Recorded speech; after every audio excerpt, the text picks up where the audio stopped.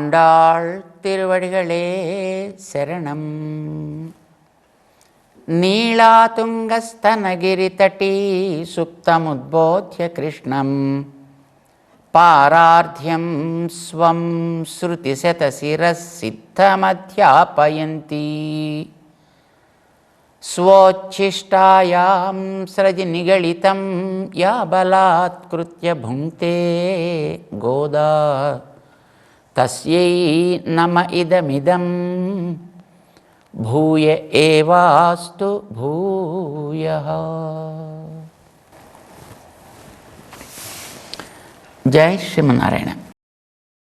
ప్రియ భగవద్బంధువులారా, ధనుర్మాసంలోకి ప్రవేశించాం. ఒకరోజు గడిచింది. గోదాదేవి తన తోటి చెలియలందరినీ కూడా ఒక చోటకి పిలిచింది. గోదాదేవి మనందరికీ కూడా నేత్రి, నడిపించేటటువంటి నాయకురాలు. మనం అందరం ఆ వ్రతంలో పాల్గొనేటటువంటి గోపికలం. మనందరికీ గోదాదేవి సంబోధిస్తూ చేయాల్సినటువంటి కార్యాలని ఉపదేశం చేస్తోంది. రెండవ పాట. గోదాదేవి ఏదైనా మంచి పని చేయాలంటే దానికి చేయాల్సినవేమిటి, వదలాల్సినవేమిటి, కృత్యములేమిటి, అకృత్యములేమిటి, ఏవి కర్తవ్యాలు, ఏవి నిషిధ్యాలు, ఇవి తెలుసుకోవడం చాలా అవసరం. అసలు నిజానికి కర్తవ్యం తెలిసినా తెలియకపోయినా ఏది తగదో అది తప్పకుండా తెలియాలి. మనందరికీ ఒక రోగం పట్టుకుంది. దాని పేరు అహంకారం అంటాం. దానికే మరొక పేరు సంసారం అని. ఇది ఇచ్చేది మనకి అజ్ఞానం. తెలియాల్సిన వాటిని తెలియకుండా కప్పుతుంది. తెలిసిన వాటిల్లో కొన్ని వంకర్లను మనకి తిప్పి చూపిస్తుంది. రకరకాల పనులు చేస్తూ ఉంటుంది. ఈ అహంకారం అనేటటువంటి ఒక పెద్ద వ్యాధి. ఈ వ్యాధి మనకి తొలగాలి. దీన్ని తొలగించగలిగిన వాడు ఒక్కడే భగవానుడు. ఆయనకి మనం ప్రేమ కలగడానికి, ఆయనకి మన మీద అనుగ్రహం కలగడానికి వీలుగా మనం అనుసంధించాల్సినటువంటి మంత్రం నారాయణ మంత్రం సుమా. గోదాదేవి మొదటి పాటలో ఈ మంత్రాన్ని మనకు అందరికీ ఇచ్చింది. ఈ మంత్రాన్ని మనకి ఎవరో ఒకరు ఇవ్వాలి కదా. ఇచ్చేవాడు నందగోపుడు, మంత్రము యశోద. ఈ రెంటికి కట్టుబడి ఆయన ఉంటాడు. యశోద యశస్సుని ప్రసాదించే అద్భుతమైన శక్తి కలది నారాయణ మంత్రం. అది ఎప్పుడూ చెంది ఉండేటటువంటిది నందగోపునికి. నంద ఆనందిస్తాడు, గోప కాపాడుకుంటాడు, అవసరమైన వారికి దాన్ని అనుగ్రహిస్తాడు. అలాంటి మహనీయుణ్ణే ఆచార్యుడు అని మనం అంటాం. ఆచార్యుని దగ్గర ఉండేటటువంటిది మంత్రం. ఆ మంత్రానికి లొంగుండేటటువంటి వాడు భగవంతుడు. ఏం చేస్తాడు ఆయన? కృష్ణ అయి ఉంటాడు. కృష్ణ, కృష్ చాలా, నా ఆనందాన్ని తాను కలిగి ఉంటాడు. ఆశ్రయించిన వాళ్ళకి ఇస్తాడు. ఇవ్వగలిగి ఎప్పుడూ ఉంటాడు ఆయన. అందుచేత మనం ఆయన కోసం వ్రతాన్ని ఆచరిస్తున్నాం కదా. ఆచరిస్తే లభించే ఫలితం ఏమిటి? పారోర్ పొగడ, లోకమంతా కీర్తిస్తుందరా. అయితే మనం ఏం చేయాలి? రెండవ పాటలో చెప్తోంది గోదాదేవి తన తోటి చేరినటువంటి వాళ్ళందరినీ సిద్ధం చేస్తూ ఆ పాటను ఒక్కసారి మనం కూడా పాడుకుందాం.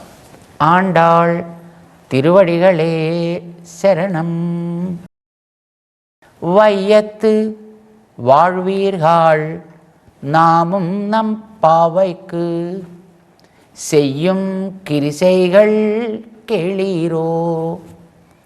பார்க்கடலுள் பையத்துயின்ற பரமன் அடிப்பாடி நெய்யுண்ணோம் பாலுண்ணோம் நாட்காலே நீராடி மையிட்டெழுதோம் மலரிட்டு நாமுடையோம் செய்யாதன செய்யோம் தீக்குறளை சென்றோதோம் ஐயமும் பிச்சையும் ஆந்தனையும் கை காட்டி உய்யுமாறெண்ணி உகந்து ఏలోరెంబావాయి.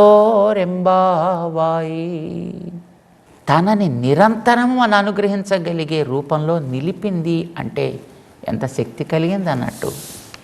అంత శక్తి కలిగిన ఆ తల్లి పాడిన ఆ మంత్రాన్ని అలానే మన అనుసంధానం చేయడం మనకు కూడా ఆ తల్లి యొక్క అనుగ్రహాన్ని అలానే ఇస్తుంది సుమా అని మనకి భట్టర్ వారు చెప్పారు, రామానుజులు చెప్పారు, మన ఆచార్యులు చెప్పారు. అంచేత దాన్ని మనం అట్లానే అనుసంధానం చేద్దాం. దాంట్లో ఉండే అందాన్ని మాత్రం మనకు అర్థమయ్యే రీతిలో మనం చెప్పుకుందాం. ఏం చెప్పింది గోదాదేవి ఈ రెండవ పాటలో?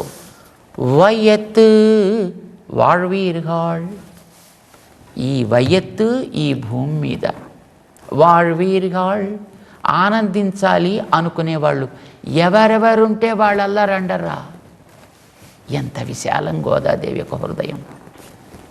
మా కుటుంబం, మా కులం, మా జాతి, మా భాషీయులు, మా ప్రాంతీయులు, రిస్ట్రిక్షనే లేదు, హద్దే అక్కర్లేదు. కేవలం వీరుగాళ్ సుఖపడాలి అని అనుకుంటే చాలు. భూమి మీద పుట్టి సుఖపడాలి అని ఎవరు అనుకుంటే రండరా వాళ్ళందరూ కూడా పిలుస్తోంది గోదాదేవి. దీని గురించి చెబుతూ యత్ కృష్ణం తదన్నస్య అంటుంది మనకి ఉపనిషత్తు.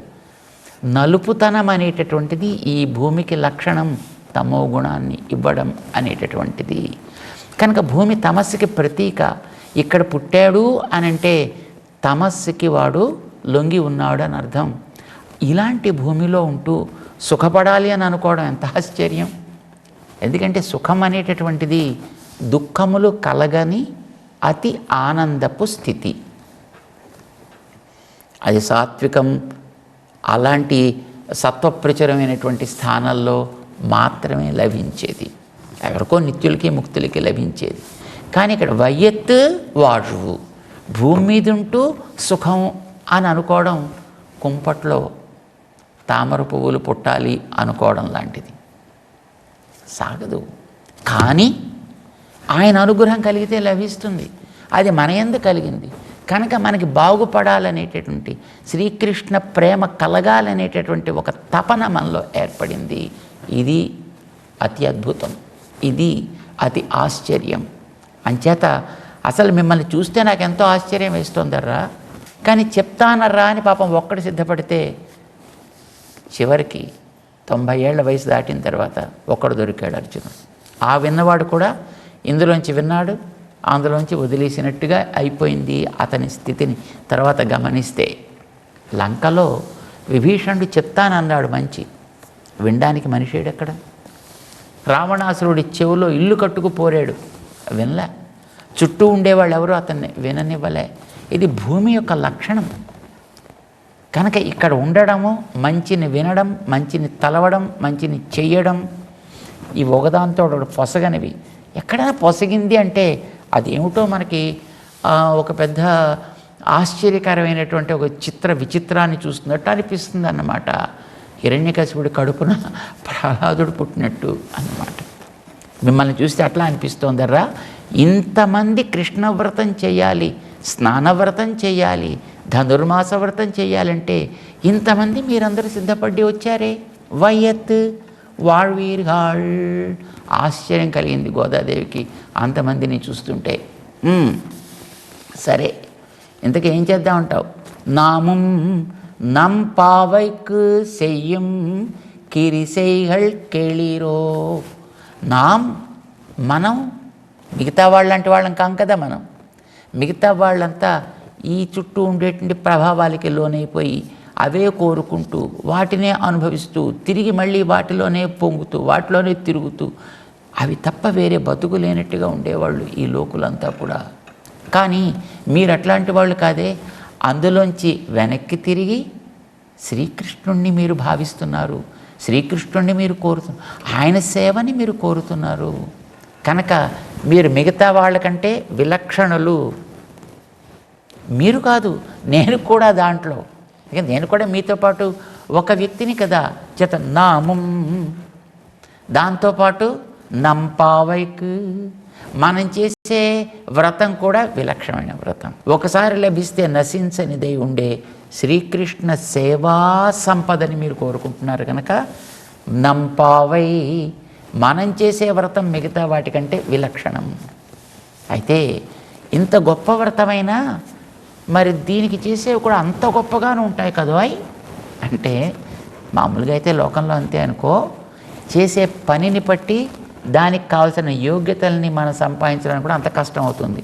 కానీ ఒక మాట, సహజ బంధువు మనందరికీ పరమాత్మ. ఆయన నుంచి విడివడి మన లోకంలో మిగతా బంధాలన్నీ పెట్టుకున్నాం కనుక వీటిల్లో దేన్ని మనం పొందాలన్నా వదలాలన్నా ఇవంతా ఎంతో శ్రమతో కూడుకున్నవి, కష్టాన్ని ఇచ్చేవి. కానీ సహజ బంధువైన భగవంతుడికేసి మనం తిరగాలనుకుంటే ఇవన్నీ వాటంతటవే పోతాయి. వాటి అందుండే రుచులన్నీ వాటంతటవే తగ్గుతాయి. పరమాత్మని యో రక్త విరక్త అపరమాత్మని అన్నట్టుగా ఆయన ఎందుకనక మనకి శ్రద్ధ ఏర్పడితే మిగతావన్నీ వాటంతటవే తొలగిపోయేటట్టు ఆయనే చేస్తాడరా. ఆయన మీద ప్రేమ మనని అట్లా తీర్చిదిద్దుతుంది. అలాగా ఉండేటంటే మనం కూడా కొన్ని నియమాల్ని మనం కూడా పాటిస్తుంటాం. అయితే నియమాలు ఇవి పాటించవలే, ఏం చేస్తాం మరి, పాటించాలట, తప్పదు కదా అని అదేదో బాధతోటి చేసేవి కావివి. కానీ మనకి ఒకరి యందు ప్రేమ కలిగితే ఆ ప్రేమించినటువంటి వ్యక్తి కోసం ఆ వ్యక్తికి ఏది ఇష్టమైతే అది మనం సహజంగానే చేయాలనిపిస్తుంది. ఆ వ్యక్తికి ఏది ఇష్టం కాకపోతే దాన్ని సహజంగానే వదలాలని అనిపిస్తుందే.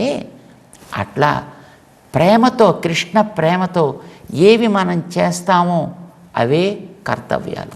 ఏవి మనం దూరంగా పోతాయో, మనని విడిచి దూరంగా పోతాయో అవే మనకి నిషిద్ధాలు, అవే అకృత్యాలు. ఇవి కృత్యాలు, అవి అకృత్యాలు. అలాంటి కొన్ని పనులు ఉన్నాయరా, అవి ఏమిటో ఒకసారి మనం చెప్పుకుని దిశేగల్. వింటున్నారా లేదా? కేళీరో.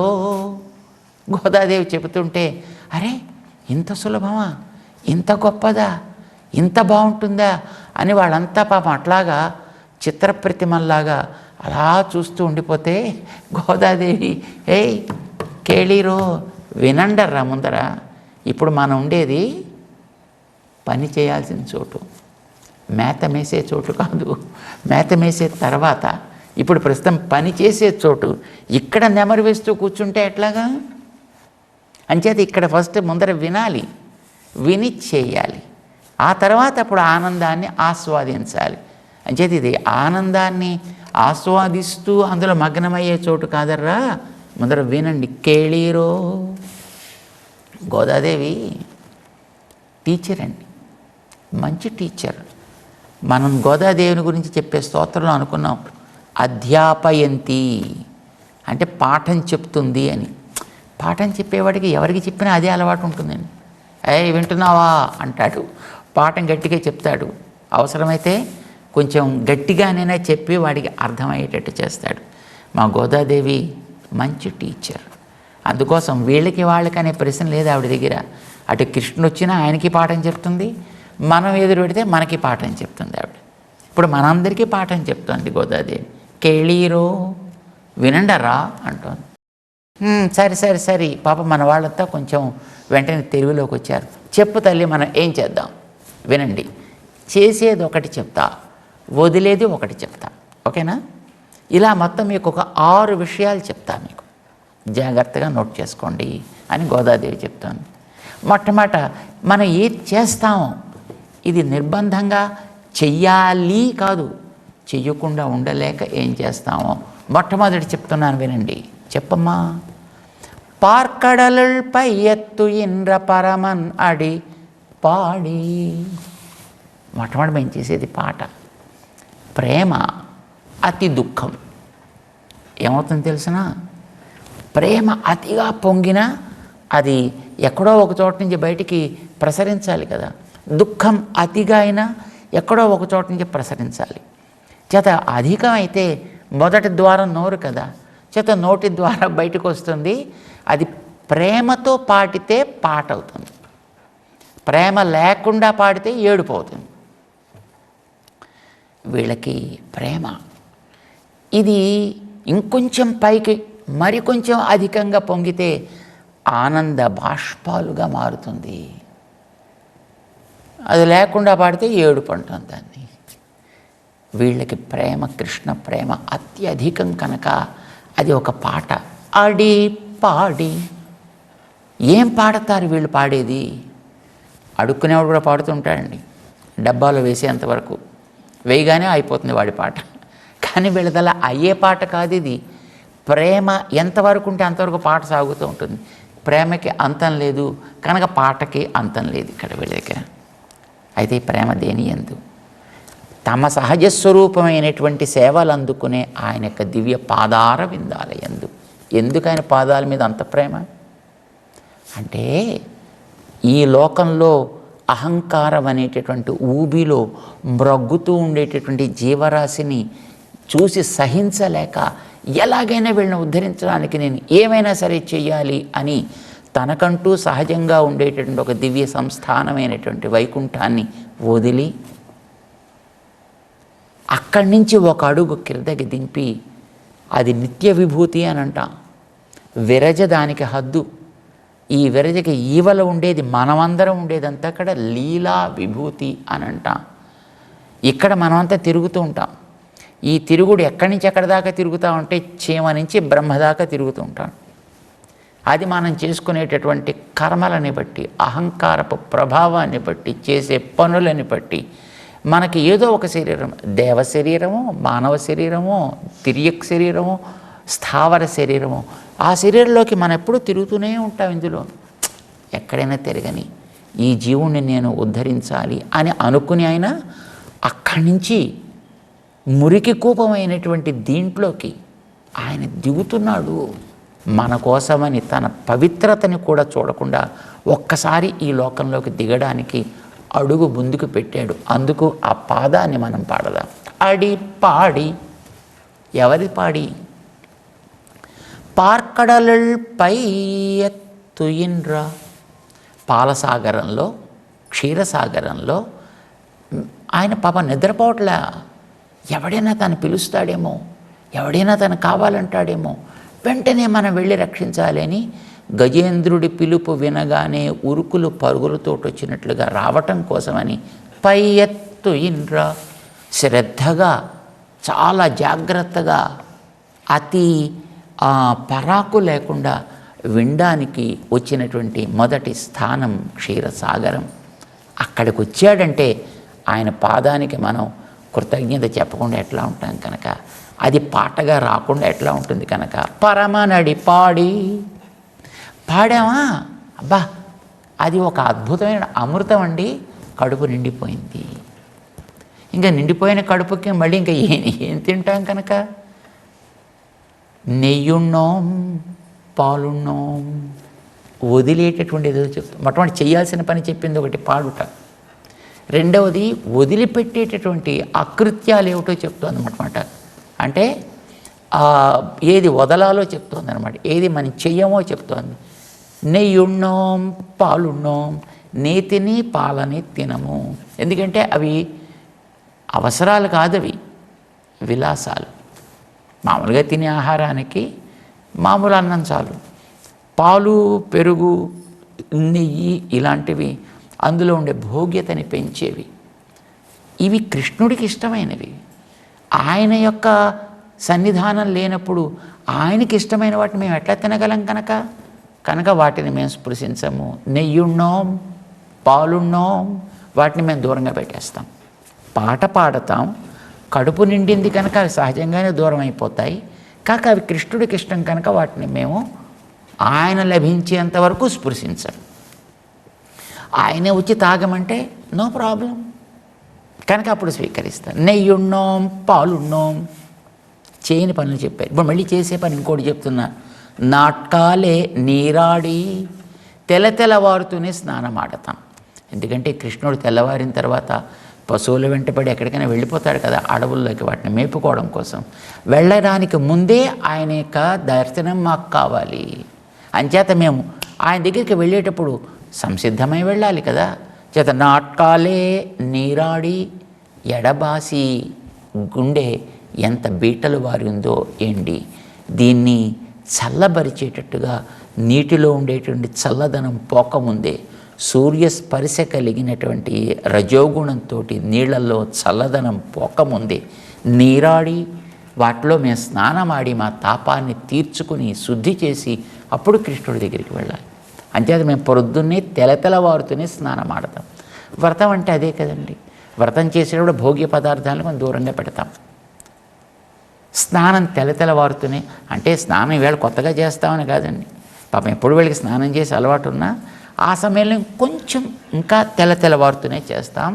నాట్కాలే నీరాడి చేసి మైయిట్టెడుదోం మలరిట్ నాముడయోం, కాటుక ధరించము పుష్పాలని మేము ధరించము. కాటుక అనేది కంటికి అందం కోసం వాడేది. ఈ కంటికి అందం కృష్ణుని చూడగలిగినప్పుడు, ఆయన మా దగ్గర లేనప్పుడు ఈ కాటుకతోటి ఏం ప్రయోజనం కనుక మేము కాటుకని ధరించము. అసలు వీళ్ళ మీద ప్రేమతోటి అసలు అప్పుడప్పుడు ఆయన వచ్చినప్పుడు ఆయనే ఏంటి ఇలా పెట్టుకున్నావు, ఇది బాలేదు, ఇలా పెట్టుకుంటే బాగుంటుంది అని అసలు ఆ పత్ర భంగిమలని దిద్దేవాడు ఆయన. అంచేత ఆయన వచ్చి దిద్దుతానంటే మాకేం అభ్యంతరం లేదు. కానీ మైయిట్టెడుదోం, మా అంతటా మేము ఇట్లాంటి విలాసవంతమైనటువంటి అలంకరణలను మేము చేసుకోము. మలరిట్ నాముడయోం, పుష్పాలను కూడా మా అంతటా మేము ధరించం.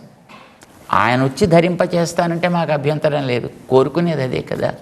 కానీ మా అంతటా మేము పెట్టుకోం. మలరిట్ నాముడయోం, పుష్పాలను ధరించం. అంతేకాదు సెయ్యాదన సెయ్యో, ఇదివరకు మా కుటుంబాల్లో మా పెద్దలు ఏవేవైతే చేయలేదో అలాంటివి మేము చెయ్యం. మాకు పెద్దలెవరు? మాకు పెద్దలు సుగ్రీవుడు, మాకు పెద్దలు విభీషణుడు. వారెప్పుడు నేరుగా రాముడి దగ్గరికి వెళ్ళిపోలే.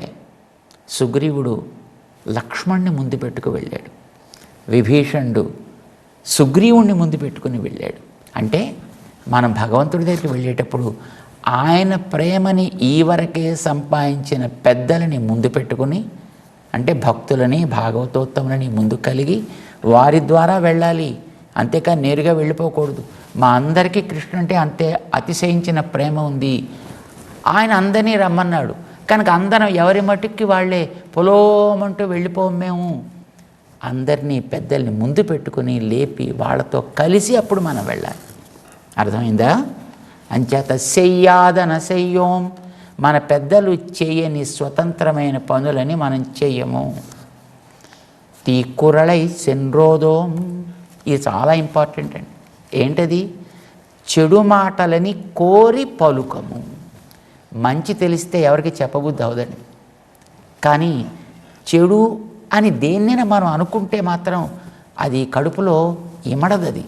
అది అలా అలా అలా అలా 9వ నెల 10వ నెల 11వ నెల అది పెరిగినట్టుగా లోపల పెరిగిపోయి బయట ఎక్కడో ఒక చోట కక్కేదాకా వాడికి తృప్తి ఉండదు.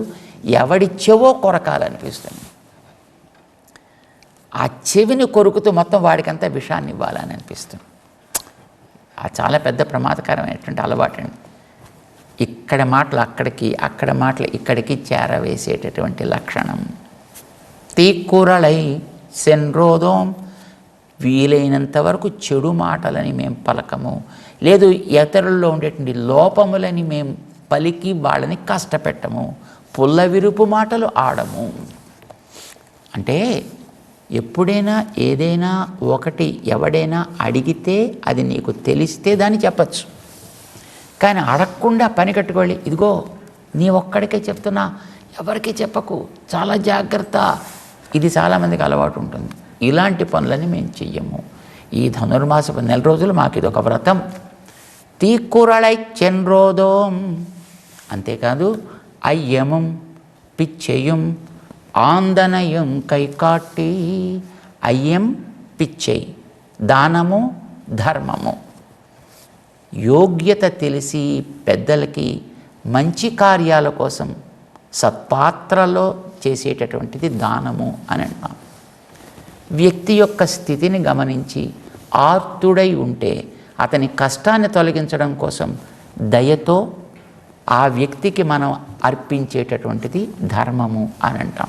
దానము, ధర్మము, ఇవి రెండు కూడా ఈ నెల రోజులు ఎంత చేయగలిగితే అంత ఆందనయం కైకాట్టి, చేతనైనంత వరకు దాపరికం లేకుండా. ఇప్పుడు తనకు మాలిన ధర్మం ఎప్పుడు పనికిరాదండి. యోగ్యత తెలిసి చేతనైనంత వరకు, చేతనైనంత దానము, ధర్మము మేం చేస్తాము. ఈ రకంగా ఉయ్యుమారెన్ని బాగుపడేటటువంటి విధానాన్ని, ఆత్మోజ్జీవన కలిగించేటటువంటి విధానాన్ని ఆలోచించి చక్కగా దాన్ని గురించినటువంటి విమర్శ చేసి గుర్తించి ఉగందు ఆ చేసేది కూడా ఏమిటోనండి చేయమన్నారు కనుక తప్పుతుందా అని నిర్బంధంతోటో బాధతోటో ఏడుస్తూనో చేయడం కాకుండా ఈ మాత్రమేనా చేయకుండా నేను ఎలా ఉంటానని ప్రేమతోటి ఈ సత్కార్యాలను మనం చేస్తామని 6 పనులని గోదాదేవి ఇందులో మనకి ఇప్పుడు చేసేవి వదిలేవి రెంటిని కూడా చెప్పింది. అందులో మొట్టమొదట పాడటం అనేటటువంటిది ఒక చేసే పని. రెండవది నెయ్యున్నోం పాలున్నోం మనం నిషేధించేది. నాట్కాలే నీరాడి కృత్యము చేసే పని. మైయిట్టెడుదోం మలరిట్టు నాముడియోం వదిలేవి. ఆగ చెయ్యాదన చెయ్యోం వదిలేది. తీక్కురళై చెన్రోదోం వదిలేది. అయ్యమం పిచ్చయం ఆందనయం కైకాట్టి చేసేది. కృత్యములు అకృత్యములు అంటే చేయగలిగినవి కాదు, చేయదగినవి. చేయగలగడం చాలా అవతల వంటి వెళ్ళి 4 లెంపకాయలు గట్టిగా కొట్టచ్చు, చేయగలిగినది అయి ఉండొచ్చు. కానీ చేయతగినదా కాదా ఇది తెలిసి చేయతగిన వాటిని చక్కగా ప్రేమతో శ్రద్ధతో ఆత్మోజ్జీవన కాంక్షించి లోకంలో అందరూ కూడా దాన్ని అనువర్తించగలిగేటట్లుగా అందరితో కలిసి మనం చేస్తూ కృష్ణ అనుగ్రహాన్ని పొందాలరా, రండి వ్రతానికి మనం ముందుకు సాగుదాం అంటూ గోదాదేవి 2వ పాటలో కృత్యాకృత్య వివేకాన్ని చేస్తూ ముందుకు తీసుకువెడుతోంది. మనం కూడా పోదాం. ఆండాళ్ తిరువడిగళే శరణం.